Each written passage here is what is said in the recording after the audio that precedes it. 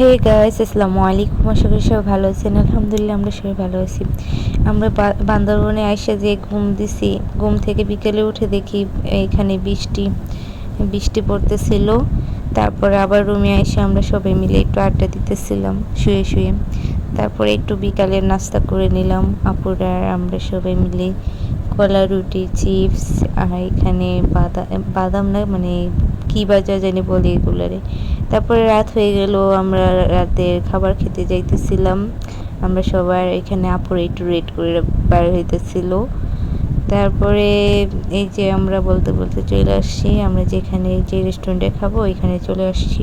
আয়েশা অপেক্ষা করতেছিল। আমাদের রাতের খাবার ছিল বারবিকিউ। তো এখন আমরা বারবিকিউ খাবো। বারবিকিউ এখন আসে নাই, এই তো আমাদের বারবিকিউ চলে আসছে। এখন আমাদের খাওয়া দাওয়া শুরু হয়ে গেছে। খাওয়া দাওয়া শুরু হয়েছে বলতে সবাই খাইতেছিল আর আমি ভিডিও করতেছিলাম আর আপনাদেরকে দেখাইতেছিলাম। এখান থেকে আপনারা একটু খেয়ে নিন, না হলে তো আমার পেট ব্যথা করবে। আর বারবিকিউটা জাস্ট মজা ছিল অনেকটাই। আর এখানে দেখেন কত সুন্দর কিউট একটা বিড়াল বসেছিল। এই বিড়ালের সাথে একটু দুষ্টামি করলাম আমি।